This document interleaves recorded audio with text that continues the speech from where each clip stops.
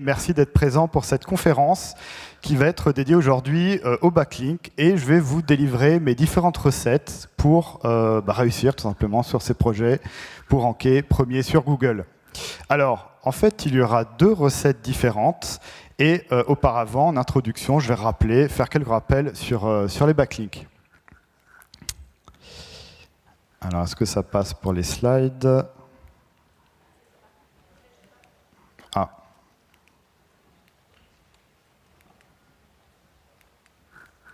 Ça n'a pas l'air de fonctionner.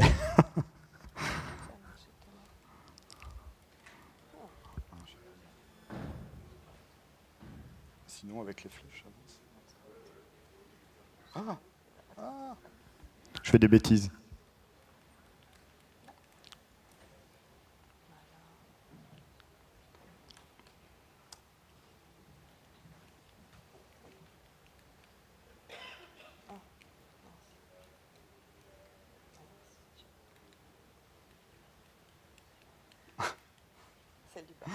Bon.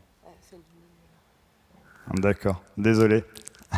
Alors, des petites présentations. Je m'appelle Guillaume Prart, j'ai bientôt 39 ans et ça fait depuis 2022 que je suis chef d'équipe SEO Offsite. Je vais revenir là-dessus. Pendant 10 ans, j'ai été chef de projet technico-commercial, j'étais dans le jeu vidéo, dans le web, etc. Alors, je représente la société Linksgarden, qui est une plateforme de backlink et d'achat de médias, relations presse, qui existe depuis 2019. Alors bien sûr, on a des milliers de sites avec la présence d'un catalogue privé. On a environ 4000 sites qui sont exclusifs et le reste sont des éditeurs. On est une vingtaine de collaborateurs en Normandie, à Caen, dont une équipe de 5 spécialistes en off-site. Je vais vous présenter ce que je fais chaque mois, parce que c'est une question qui revient souvent. Lorsque je me présente en tant que SEO off-site, on se pose toujours la question. Alors, je gère pour mes clients environ 250 à 350 backlinks que je commande pour eux. Et c'est principalement pour des agences SEO en délégation, également des freelances ou bien des annonceurs en direct. Voilà. Je fais pas mal d'audits off-site qui peuvent me prendre de 1 heure à 5 heures chacun, sachant que je vais auditer bien entendu chaque mot-clé et les URL qu'on va me soumettre, mais également regarder d'autres informations, et c'est justement ce que je vais vous présenter plus tard. J'ai une cinquantaine à 100 mots monitorés, j'ai une majorité de grands comptes, sachant que mes collègues ont d'autres typologies de clients. Voilà, que ce soit pour les PME ou les grands groupes. Et les secteurs des projets que j'ai en cours sont assez variés, dans la cité, le business, banque, assurance, industrie, high-tech, automobile, etc. Et bien sûr, beaucoup de planification, de commandes, de rapports, de la recherche, et même un petit peu de R&D sur les backlinks. Et là, à droite, je vous ai mis les principaux logiciels que j'utilise. Il y en a bien d'autres, je n'ai pas pu tous les mettre. Voilà. Alors maintenant que les présentations sont faites, comme j'avais annoncé auparavant, je vais passer un petit peu au décryptage du backlink. Je vais passer ça rapidement. C'est la base. On a l'habitude de dire que le contenu est roi et que le linking est reine, c'est-à-dire que les deux sont vraiment en complémentarité. Ça a été dit déjà, j'ai vu ça dans notre conférence. Tout le monde connaît le fameux triptyque pour réussir en SEO, le contenu, la structure et la popularité. Donc la popularité, le off-site pour les backlinks. Alors, c'est quoi juste un bon lien? Alors ça semble tout simple, évidemment. Un bon lien, c'est un lien qui est en do-follow pour que le jus SEO, le PageRank, puisse passer de lien en lien. Et on a l'habitude de dire également que le no-follow ne fait rien passer. Par contre, c'est pas aussi simple que ça. Il y a encore des débats, que ce soit en interne ou auprès de nos clients. C'est que, par exemple, il y en a beaucoup qui se donneraient pour recevoir un lien no-follow qui vient de Wikipédia, par exemple. Il y a d'autres exceptions, mais je vais passer dessus. En tout cas, j'ai eu d'autres débats avec le nofollow. Est-ce qu'il en faut avec un article à backlink ou pas? La question reste un peu ouverte. Alors, le lien, donc le backlink doit être contextualisé. Là, je vous ai pris un article au hasard qui date de ce mois-là pour un de mes clients, dans le domaine, dans le beauté bien-être, voilà. Donc, j'ai indiqué le backlink tout simplement est dans son visage, dans le premier H2, et intégré dans une phrase sémantiquement pertinente pour qu'il puisse être le plus efficace possible. Alors, les backlinks chez nous et également chez d'autres plateformes en général sont intégrés dans des articles sponsorisés. C'est environ 95% de notre volume de vente. Sinon, il y a les pages positionnées qui sont développées de plus en plus. D'autres plateformes sont d'ailleurs spécialisées dedans. Alors, ce que nous, on appelle une page positionnée, c'est un article qui est préexistant déjà depuis plusieurs semaines, plusieurs mois, voire plusieurs années, et on intègre un texte simplement avec un backlink, et on va profiter déjà de la page pour la puissance de notre lien. D'autres liens peuvent être également présents simplement sur la home page ou en mode site-wide avec quelques mots ou une phrase. Ce qui importe vraiment, alors il y a bien sûr d'autres choses, mais je gardais ici pour en tout cas l'article sponsorisé. Évidemment, il faut une bonne thématique, ou le TTF en tout cas, du site de publication. C'est-à-dire que si on travaille ici pour beauté, bien-être, voilà, soin visage, on ne va pas poster sur un site d'automobile. On peut par contre sur des généralistes, mais en tout cas sur un site généraliste, ce sera peut-être moins puissant que si on postait sur un site qui est vraiment dédié à la santé, beauté, bien-être, etc. Et bien entendu, une bonne sémantique sur la page. Parce que si on répond totalement à côté par rapport à l'URL de destination et l'encre de lien, ce ne sera pas puissant du tout. C'est du hors-sujet, tout simplement. Bon, ça c'était la base, et finalement, qu'est-ce qu'un bon lien? Chacun a son avis sur la question, mais il y a aussi un consensus, en général, chez les consultants et les spécialistes. Chaque lien a ce qu'on appelle une odeur particulière, c'est-à-dire que de lien en lien, on va retenir tout simplement la sémantique, la puissance, etc. Je ne vais pas rentrer dans le détail non plus, parce que ça pourrait faire l'objet d'une conférence à part entière. On a l'habitude de dire également que plus le site est d'autorité et populaire, plus le lien sera puissant. Et là, je dis cependant de faire attention, parce que moi, je peux recevoir des consultants ou des freelances qui me disent, voilà, j'ai un nouveau nom de domaine, ça m'est arrivé d'ailleurs récemment, je veux que des backlinks d'ultra qualité qui coûtent plusieurs centaines d'euros, voire uniquement de la relation presse. Ça, ce n'est pas forcément une bonne idée. J'ai vu également chez certains de mes pairs qui ont pu en parler pour un nouveau site. Alors, ce n'est pas l'objet de la conférence en général. Il faut commencer plutôt modestement dans le profil de lien et monter ensuite progressivement en puissance. Bien sûr, on peut faire n'importe comment et appliquer la même recette tout le temps. Ça, j'en parlerai également. Il y a la fameuse question de l'équilibre entre la qualité du lien et sa quantité. Et on peut d'ailleurs faire des erreurs, j'en parlerai également, si on fait n'importe quoi dans les encres, notamment que des encres dites exactes ou optimisées, c'est-à-dire le mot-clé exactement que vous visez, il y a des chances de se faire striker par Google. Sinon, l'image de droite, certaines d'entre vous le reconnaîtront, c'est Majestic, qui indique deux métriques importantes, le trust flow, le citation de flow, également le lien en bas à droite pour avoir un certain équilibre entre les deux. Là, j'ai pris l'exemple du site du SEO Camp. On voit aussi le trust flow par sujet, qui est également important. Alors là, j'ai fait une petite slide un peu polémique. Je vais vous l'expliquer pourquoi. Donc ça fait 1 an et demi que je suis dans le SEO, et je suis allé au Brighton SEO, j'ai participé aux conférences, et j'ai vu que là-bas, ils ont dit que l'achat de liens sur les plateformes, c'est vraiment pas bien, c'est interdit par Google, c'est le diable, il faut surtout pas y aller. Alors j'espère qu'il n'y a pas d'anglais dans la salle, j'aime beaucoup les anglais, je veux juste les taquiner. Moi, ce qui m'avait étonné, c'était que tous les sponsors qu'il y avait, également tous les stands, entre les conférences, exactement comme ici, il y avait énormément de plateformes de liens. Alors ils appellent ça le digital PR, mais en fait ils vendaient du lien. Bien sûr, nous on était là en tant que visiteurs, on les a interrogés et ils n'ont jamais autant vendu de liens. Voilà. Alors, il peut y arriver souvent qu'il y ait un consultant qui travaille dans une agence qui me dit voilà Guillaume, j'aimerais bien que tu réussisses à me convaincre du bien fondé d'une campagne de liens pour l'annonceur qui a très peur, qui a entendu que c'est du black hat, que c'est pas bien, que ça peut être striké par Google. Et voici les arguments et toutes les techniques que je peux utiliser pour arriver à convaincre. sachant que tout est prouvable. Par exemple, j'en ai parlé auparavant, les encres exactes ou optimisées, il n'y a pas forcément de taux universel. J'ai pu voir des fois que c'est entre 5, 10%, 2%, à côté d'encre branding, semi-optimisée, etc. J'ai même vu des fois du 50% passer pour Twitter. Nous, on a un petit peu râlé. En fait, la solution, c'est d'aller voir ce que fait la concurrence et d'imiter tout simplement les meilleurs.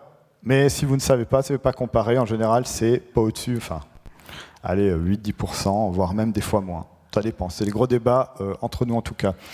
La simulation d'une acquisition naturelle de liens, hyper important, je vais en parler plus tard. Ne pas également aller trop vite, dans ce que nous on appelle la ventilation des liens, c'est-à-dire que le client a comme objectif d'arriver dans le top 10 avec un nouveau nom de domaine. Moi je dis que par rapport à la concurrence, il faudrait 200 ou 300 liens, ben, ça ne va pas se faire en un mois. C'est vraiment pas bon et ça envoie de très mauvais signaux à Google.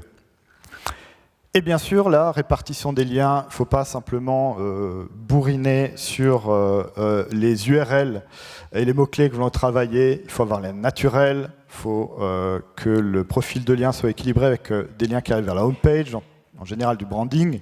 Ça peut être bien aussi d'avoir un petit peu de médias, de l'RP qui arrive sur la home page. Travailler les catégories, principale page et le cocon ensuite. Voilà, j'ai mis une indication à environ 30%. Mais ça peut changer, évidemment, en fonction de la concurrence, typologie du site. Pour les backlinks efficaces, bien sûr, maîtriser l'intention de recherche, ce sera l'objet du numéro 7.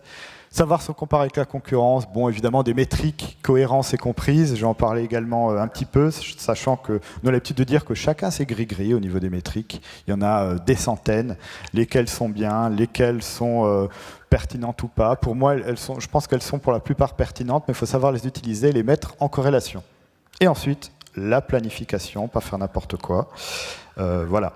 J'ai l'habitude de dire que tout est question d'observation de méthodologie. La première recette, justement, c'est l'audit. L'audit, chez nous, en interne, pendant longtemps, c'était simplement, entre guillemets simplement, mais c'est l'information principale, combien de liens il faut par URL pour travailler sur ce mot-clé, pour ranker, pour arriver dans le top 10, puis top 5, puis ensuite première position, et proposer une stratégie. Et ben, j'ai rajouté la notion d'intention parce qu'avec l'expérience que j'ai pu acquérir avec des dizaines de projets par mois, c'est que j'ai vu qu'il y avait eu des stratégies, on m'avait demandé, ou bien mes collègues, un nombre de liens à avoir par URL, mais en fait, l'intention de la SERP n'avait pas été vérifiée, il y a eu un plafond de verre, et même avec des dizaines ou des centaines de liens qui sont même de très bonne qualité, il y aura un plafond de verre, et je vais expliquer pourquoi. En tout cas, à l'instant T. Alors, les objectifs que moi je propose, c'est qu'est-ce qu'on veut savoir? Déjà si la campagne est faisable, je reviendrai pour l'intention. Pour quel résultat? Là, moi, en général, j'indique une position qui est comment dire, atteignable, sachant que je ne vais pas forcément dire toujours la première position, parce que si, dans le top 10, en général, on ne peut pas forcément aller chercher chacune des positions. Si vous arrivez avec un site de niche, c'est difficile de se comparer avec un site généraliste. Je vais prendre un exemple. Si on va aller challenger mano à mano, qu'on va aller challenger Le Bon Coin, etc., avec un site qui est spécialisé, qui vient de commencer, c'est peut-être pas ce genre de position qu'il faut aller chercher. Il faut aller chercher le concurrent le mieux placé et le plus direct. Et là, j'ai une méthodologie également pour le déterminer. Et ensuite, je pondère le nombre de liens. Il ne suffit pas de dire qu'en moyenne, la concurrence dans le top 3 a 30 liens sur son URL, qu'il en faut 35 ou 40 pour avoir de l'avance. Ça n'est pas aussi simple que ça. Même si dans certains cas, ça peut l'être. Alors, et bien sûr, j'indique ensuite le budget et en combien de temps. Je ne vais pas détailler tous les points, vous les voyez. Alors, à quoi ça ressemble justement mon audit? Alors moi, je suis un grand fanatique des tableurs. Ça se présente sous la forme suivante. Là, évidemment, vous ne pouvez pas le lire. Je vais le découper en plusieurs slides. En gros, ce qu'il faut retenir, c'est la première partie violette. C'est toute l'analyse que je fais sur l'intention et la SERP. J'utilise un code couleur pour qu'il y ait des red flags, notamment pour que le consultant puisse se dire « Attention, là, il y a un problème, il y a peut-être une difficulté très importante » avec un commentaire. Ensuite, de la data sur l'URL, do follow uniquement, et ensuite sur tout le domaine. Là, je mélange le dofollow et le nofollow parce que si je dois aller inspecter 13 000 liens, je ne vais jamais finir. Et ensuite, tout simplement, le nombre de liens qu'il faudrait, la position challengée, le CTR moyen théorique et éventuellement ce que peut avoir le client en gain de trafic. Voilà. Et ça, justement, c'est ce que je fais pour l'analyse de faisabilité pour l'intention. J'indique en premier lieu s'il y a une cannibalisation de l'URL. Ça, c'est très important parce qu'il peut y avoir plusieurs raisons d'une cannibalisation de l'URL. Pour ceux qui ne savent pas ce que c'est tout simplement sur un mot-clé, eh bien, on a d'un jour à l'autre une autre URL qui se positionne. Il y a plusieurs cas de figure, mais en général, c'est qu'il y a Google qui hésite à positionner deux pages. Peut-être parce que les pages sont trop similaires. La balise title peut être la même, ou beaucoup trop proche, ou tout simplement au niveau du contenu. Même si les backlinks peuvent servir à légitimer d'ailleurs une page, et du coup ne plus avoir de cannibalisation. J'indique le type d'intention dominante, qu'elle soit commerciale, transactionnelle, informationnelle, ou moi ce que j'appelle mixte, avec une indication est-ce qu'on est en majorité ou en minorité dans la SERP. Je montre aussi la tendance de l'intention, de la nôtre en tout cas, si je dois pousser une page informationnelle et qu'on est dans le cas d'une SERP qui est mixte, est-ce que les concurrents sur ce top 10 sont en train de monter ou de baisser? Ça, c'est important. J'indique la concurrence, étendue ou de même typologie. Alors, par étendue, j'entends, je donnais l'exemple de je sais pas, mano à mano, c'est le premier qui vient à l'esprit, comparé à un autre qui est spécialisé. Mano Mano sera étendu, par contre les autres spécialisés seront dans ce que j'indique même typologie. Voilà. Et j'indique ensuite la volatilité, c'est-à-dire est-ce qu'il y a des mouvements sur la SERP, sous 3 mois, sous 6 mois, sous 9 mois, sous 1 an.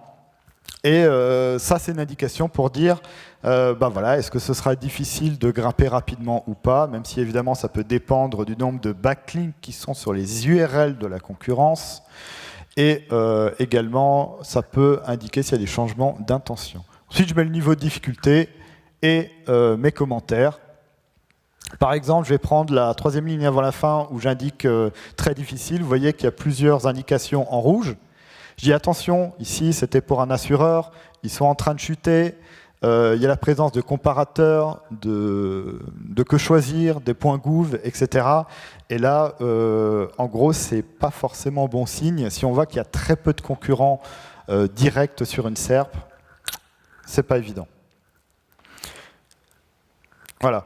Un exemple là que j'ai mis de risque vers l'intention, assurance auto, j'ai travaillé avec plusieurs clients. Là, c'était une banque qui voulait se placer. Qu'est-ce qu'on remarque en premier sur cette SERP? On voit les 10 premiers résultats sur le très bon logiciel SEO Observer. Eh ben, il n'y a aucune banque déjà. Il n'y a que des comparateurs et il n'y a que des assureurs.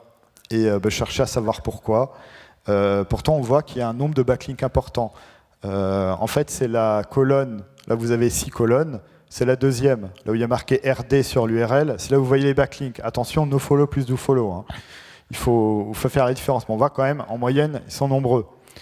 Eh bien, les banques, malgré tout, n'arrivent pas à dépasser ce que j'avais indiqué, la page 3. Il y a un plafond de verre, malgré beaucoup de travail. La raison peut être assez simple, hein, c'est que sur une SERP qui parle, une requête qui parle d'assurance, les banques parlent autre chose que d'assurance, et c'est forcé que les assureurs, avec leur maillage interne, leur page, les cocons sémantiques, auront de l'avance, et les backlinks ne font pas tout, c'est un des 3 piliers, mais voilà. Ensuite, je définis le nombre de backlinks, là c'est clair, hein, je dis que ceux qui sont sur notre page ont dofollow, le minimum maximum sur la concurrence, et ensuite je fais une pondération. Là par contre, par exemple, j'en ai mis 120 estimés donc, pour une seule URL. Alors, ça a l'air énorme, mais c'est pour les SERP qui sont d'assurance, banque assurance, c'est une guerre sans pitié avec les backlinks. Voilà, moi j'ai eu du budget de plus de 10 000 € par mois pour des backlinks dans la banque assurance.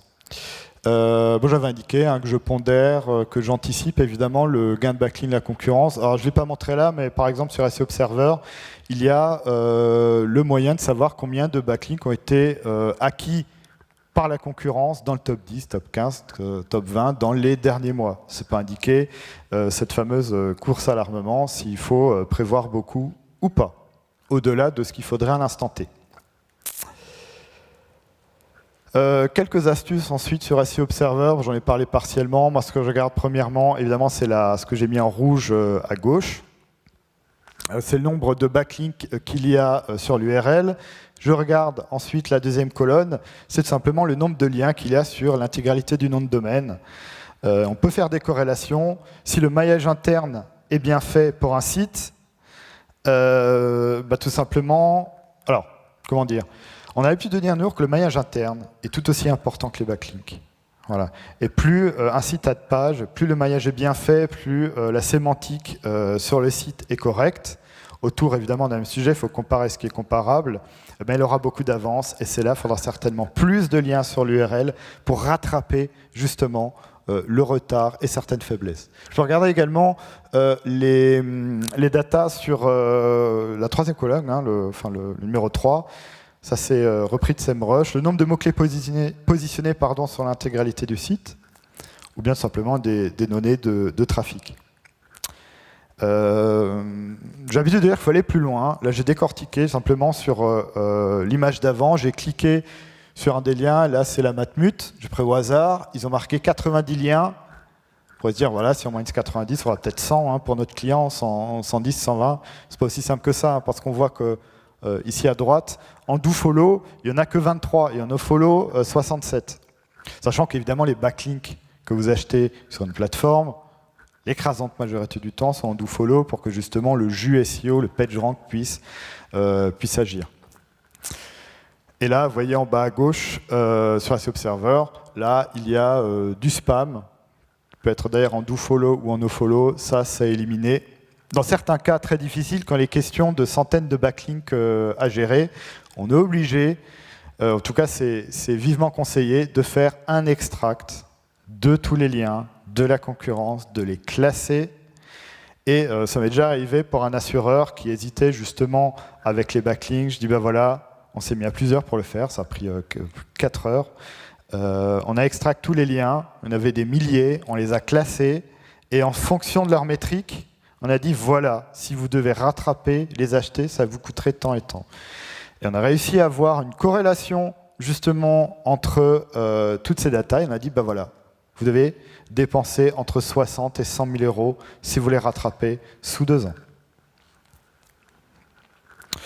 Ensuite, là, je peux aller également, je garde toujours l'exemple de la Matmut, avec le très bon logiciel également Ahref, qui donne d'autres informations. Vous avez par exemple en bas, ici la courbe bleue qui indique le gain de referring domain, le RD, c'est-à-dire le backlink, pour résumer, d'une source unique. Et ensuite, il y a information sur le trafic. Alors moi, je me méfie, hein. J'en parlerai un peu plus tard. Nous, on n'a quasiment jamais accès à la Search Console, parce qu'on est les prestataires qui sont en dernier en général dans le SEO, comme sous-traitants. Voilà, donc on est obligé d'utiliser ce type de logiciels qui sont très bien pour donner des tendances, mais qui ne sont pas forcément vrais pour le trafic exact. Voilà. Moi, j'indique par exemple des métriques que je peux utiliser, mais j'utilise rarement tout en même temps. Le referring domain, le RD, qui m'indique la quantité de liens sur un site ou sur une page, le trust flow, qui est une notion de qualité, le topical trust flow pour la pertinence, le DA, c'est l'autorité de domaine que j'ai commencé à utiliser il y a quelques mois et que j'aime bien, qui est une... Alors, je ne vais pas dire de bêtises s'il y a les responsables dans la salle de l'autorité de domaine. En tout cas, ça donne une indication globale sur la qualité SEO d'un site. Ensuite, il y a le ratio entre le TF et le CF, qu'on me demande de plus en plus. L'UR, c'est l'URL rating, ou bien je regarde un petit peu le trafic qui m'aide à m'aider sur le positionnement. Je regarde également un peu de on-page et de on-site, parce qu'il y a certaines datas qui sont très importantes pour que les backlinks puissent agir.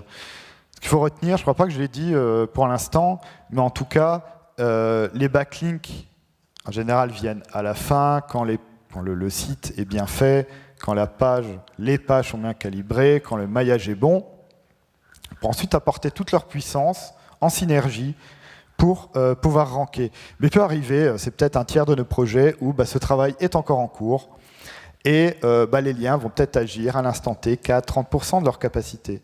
Parce que les cas les plus fréquents, c'est qu'il y a la balise titre qui n'est pas bonne, alors que c'est un des premiers critères à avoir pour ranker. La structure de la page, les HN, H1, H2, H3 ne sont pas forcément les plus pertinents, il manque un peu de contenu. Il peut même arriver d'avoir travaillé des pages en anticipation où il y avait 0 contenu. Alors là, évidemment, on ne dépasse pas la page 3. Hein. Ça, c'est évident.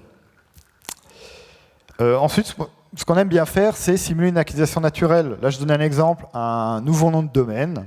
Je leur avais dit qu'il leur faudrait, dans un premier temps, 400 referring domaines. Moi, j'aurais préféré sur 6-7 mois, mais ils ont préféré en 4 mois. Et c'est quand même un gain de backlink, de referring domain qui est assez important, sachant qu'on part de 0. C'est un nouveau nom de domaine. Dans ce cas-là, au lieu de faire 50, 50, 50, je leur ai dit, on va y aller crescendo, on commence par 20 liens, puis 40, puis 60, puis 80, avec un petit peu de RAB, avec 10 liens en fonction de certaines nouvelles pages. Et là, en gros, je n'ai pas indiqué les pages. On travaille en priorité la home page. En premier, c'est la page d'accès prioritaire dans un site. Sur des nouveaux noms de domaine, en général, les backlinks vont sur la home page. Donc, on aura pas mal de mots-clés, de backlinks, d'articles qui vont pointer là-dessus, avec des encres de trip branding, le nom de la marque, et un mot-clé également avec. Et ensuite, on va progressivement, au fil des semaines, au fil des mois, aller travailler les principales pages, les principales catégories. Et là, c'était pour de l'assurance. Ensuite, il faut choisir les bons spots. Enfin, nous, on préfère dire les bons sites. Là, c'est un tableur que j'ai fait également pour un consultant qui m'avait demandé un audit justement sur un site qui a déjà bénéficié auparavant de backlinks. Moi, j'ai regardé. Je dis, en fait, il en a assez. Comparé à la concurrence, et les backlinks ne font pas tout, il y a peut-être le contenu, etc., la structure. Néanmoins, je lui ai proposé une autre stratégie. Je lui ai dit, voilà, écoute, il sera intéressant d'éviter d'aller reprendre des liens classiques. Voilà, on n'est pas dans l'objectif d'un gain de volume et de qualité. Là, on va être uniquement dans la qualité. Je lui ai proposé très peu de liens, avec une moyenne relativement élevé. Je lui ai mis du trafic mensuel, hors marque, domaine d'autorité, l'ETF, le RD, etc. Évidemment, le TTF qui doit correspondre exactement à son activité. Et là, dans le business entreprise et automobile. Voilà, j'ai caché ensuite les URL, bien sûr. Ma seconde recette. Alors, je ne l'ai pas encore fait. Je vais parler des cas avec des résultats décevants. Ça arrive, évidemment, bien que le but des backlinks soit faire grimper au niveau des positions. Il peut arriver, nous, en fin de mois, en tant que SEO Offsite, on va faire nos rapports. On utilise Monitorank, très bon logiciel pour suivre les mots-clés, mais des fois je regarde sur SEO Observer aussi. Et il faut analyser la situation. Je vais montrer comment je vais faire. Là, c'est arrivé il y a quelques jours. Fin de mois, je regarde et je vois, bim, moins 31. Alors, qu'est-ce qui se passe? Là, il ne faut pas paniquer. Sachant que nous, en tant que SEO Offsite, comparé aux consultants classiques, on a une grosse difficulté, c'est qu'on a accès finalement à très peu d'outils. Ah, je vois, il reste 10 minutes, c'est ça? Oui, ça va le faire. Merci. Donc la difficulté, c'est que, je l'avais dit auparavant, on n'a pas accès à la Google Search Console pour avoir les datas exactes. On n'a pas le contrôle sur l'on-site et l'on-page. Et même des fois pire, on n'est pas au courant des modifications. Donc on est obligé de demander, bien sûr, dans ces cas-là, et de partir à l'enquête. Alors, justement, moi j'ai l'habitude de dire que nous, on est des auxiliaires véritablement pour les consultants qui ont souvent eux-mêmes plein de projets et qui ne peuvent pas forcément tout monitorer. Et c'est pour ça que nous, on se positionne comme auxiliaires. On les aide également sur la partie on-site. Je cherche des corrélations dans l'intention de recherche, ça j'en ai parlé. Je vérifie si le linking n'est pas en cause, évidemment. Et monitorer le linking de la concurrence. Là, justement, alors qu'est-ce que j'ai fait? Je suis allé voir la SERP. Alors, nous, je ne l'ai pas indiqué, on est en position 8. C'est le deuxième carré rouge la colonne du milieu.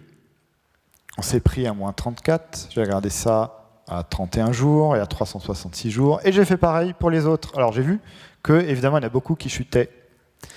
Qu'est-ce que j'ai remarqué? J'ai remarqué que les courbes étaient exactement similaires au niveau des positions.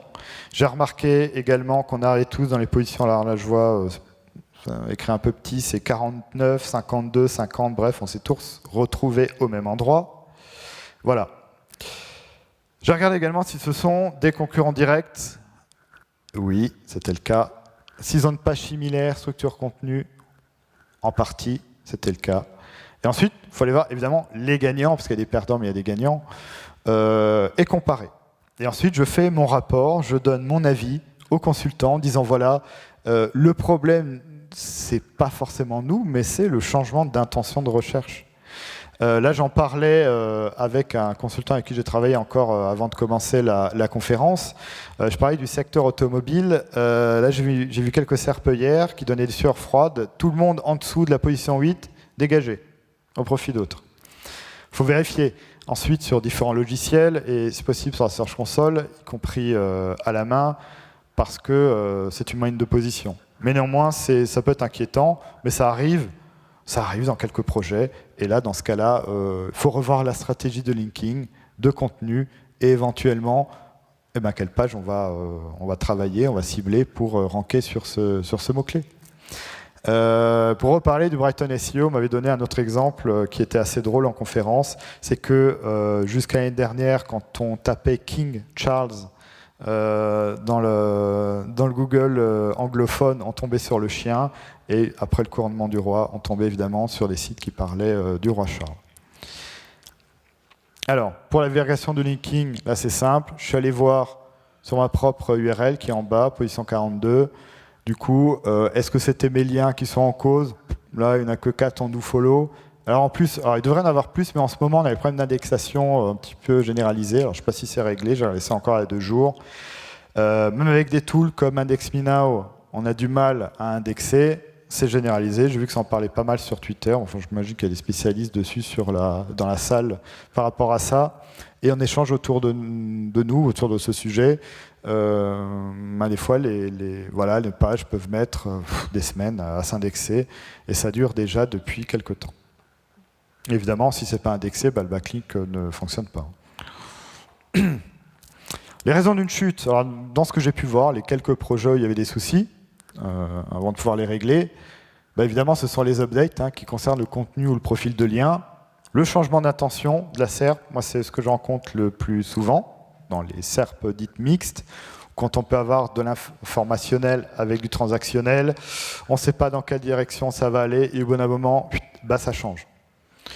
Ensuite, il y a plusieurs solutions, je n'ai pas trop le temps d'en parler, je pense, mais toujours des petites astuces à avoir pour modifier sa page et espérer aller dans le bon sens. Sinon, c'est le client tout simplement qui modifie le contenu, la structure, les balises titres ou d'autres balises d'ailleurs, avec parfois des erreurs ou des oublis. Je vais montrer une slide après qui en parle.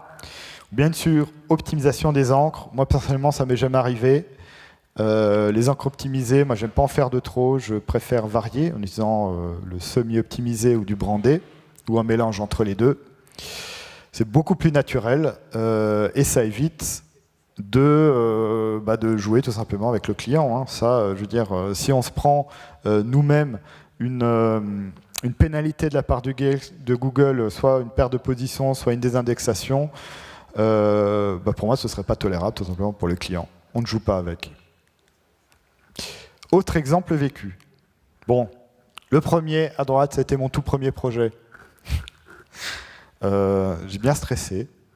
Ça ne faisait que de baisser pendant des mois et des mois. Malgré les liens, j'ai tout regardé, tout vérifié, ça ne faisait que baisser. Mais là, en gros, c'était suite à un rebranding. Donc, il y a pas mal de modifications sur la page. On change quand même le nom. Et en fait, pile à la fin de la campagne, en gros, c'est c'était fin décembre, ça a remonté, mais après, il n'y a plus de linking. Et ensuite, c'était en dents de scie, mais c'était considéré, j'ai parlé à des consultants, on m'a dit que c'était normal dans ce cas-là, ça prend plus ou moins de temps de retrouver les positions initiales. J'ai retrouvé le cas dans un gros projet également qui a changé carrément de nom de domaine. Et j'ai été prévenu un jour avant la fin de la campagne. Et là, on a mis quasiment 6 mois à retrouver les positions initiales. Il peut y avoir des cas où c'est out, c'est-à-dire disparition de la SERP, carrément de l'URL.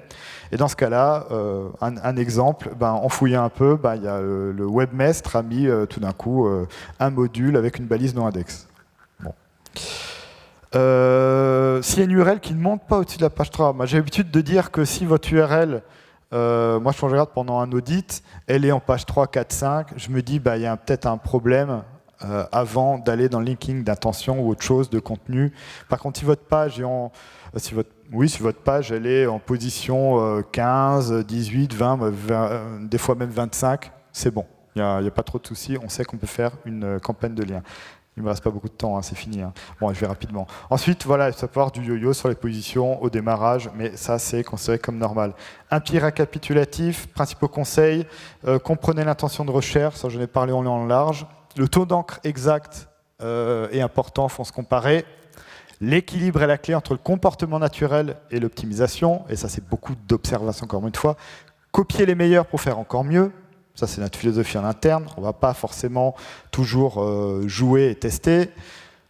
User et abuser, c'est mon conseil personnel sur les tableaux comparatifs, prendre les bonnes décisions. La surqualité peut être un ennemi dans certains cas de figure. Et les métriques SEO ne sont qu'une interprétation. Et là, j'ai mis un tweet récent du 3 mai de John Mueller de Google qui dit qu'il faut faire, voilà, qu'il faut observer, il faut comprendre aussi ce qu'on lit sur les tools. C'est la fin avec la fameuse question mug. C'est moi qui dois poser la question ou... D'accord. Bon, je n'étais pas très inspiré. Quelle est la métrique la plus importante en linking? Attention, c'est une question piège. Est-ce qu'il y en a qui peuvent me répondre? Est-ce qu'il marche?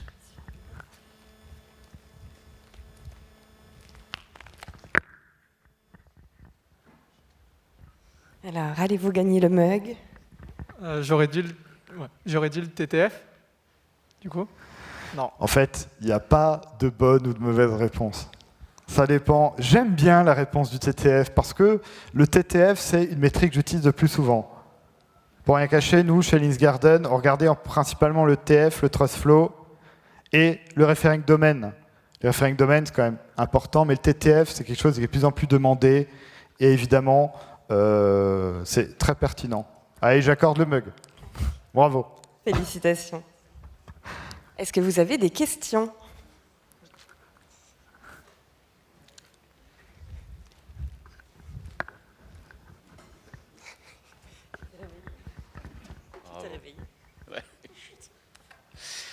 Bonjour, merci pour la conf. J'ai une question par rapport aux exemples que tu montrais, où tu as attaqué un moment avec 50 RD par mois nouveaux.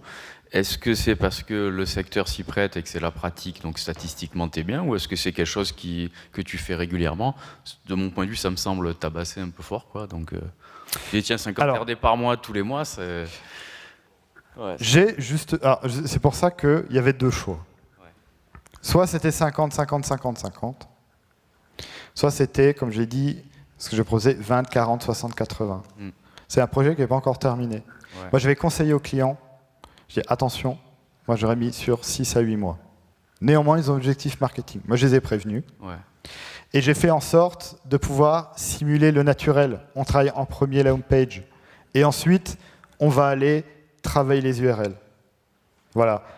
Et ce cas était relativement simple pour trouver le nombre de referring domaines qu'il fallait par rapport à la concurrence, parce qu'ils étaient tous, en gros, entre eux. C'est ça, c'était la statistique du moment. Exactement. Par rapport aux concurrents, quoi, parce que sinon... C'était ça. Moi, j'ai fait un extract. J'ai regardé les backlinks de la concurrence directe. J'ai pas le droit de dévoiler le nom du client. Hein. Moi, c'est pareil que Netlinking, c'est discrétion absolue. Et du coup, c'est niché assurance. Voilà. Et il y avait des gros assureurs en face, mais c'est pas à eux que je vais me comparer. Je vais voir directement, il y en avait 3-4 dans la SERP, dans le top 10, donc c'était une data assez cohérente. Merci. Je te remercie. Alors, une question d'une personne qui nous suit en direct, Agnès. Merci Agnès pour ta question. Bonjour, est-ce utile de désavouer des backlinks identifiés comme spammy toxiques? Alors, moi j'ai pour l'habitude de dire non. Pourquoi? Je vais me justifier. C'est justement en rapport avec ce que dit John Mueller. Alors, je vais me mouiller quand même, allez. Il y a certains logiciels qui vont indiquer, comme SEMrush, qui est des liens dits toxiques. Il y a un client, une fois, qui est venu nous voir, dit bah voilà, c'est bizarre, sur certains liens, c'est noté comme toxique. Et en fait, Google, au pire, ne va pas les comptabiliser. Et on ne va pas forcément être pénalisé là-dessus. Moi, j'avais beaucoup de doutes là-dessus. Ça fait pas non plus 20 ans que je suis dans le SEO. Ça fait 1 an et demi et j'apprends encore au fur et à mesure et je regarde surtout l'avis des spécialistes et de Google. Il y a différentes écoles là-dessus. Je pense que les liens spammy, adultes, etc., vaut mieux les dégager. Par contre, les petits liens comme ça qui peuvent venir naturellement, Google va tout simplement ne pas les prendre en compte. Sauf s'il y a un avis inverse peut-être dans la salle, parce que c'est sujet à débat. Bon, eh bien, très bien. Je pense qu'on peut vous remercier et vous laisser aller prendre un petit café. Et on se retrouve à 16h35 pour la prochaine conférence. Merci. Merci beaucoup.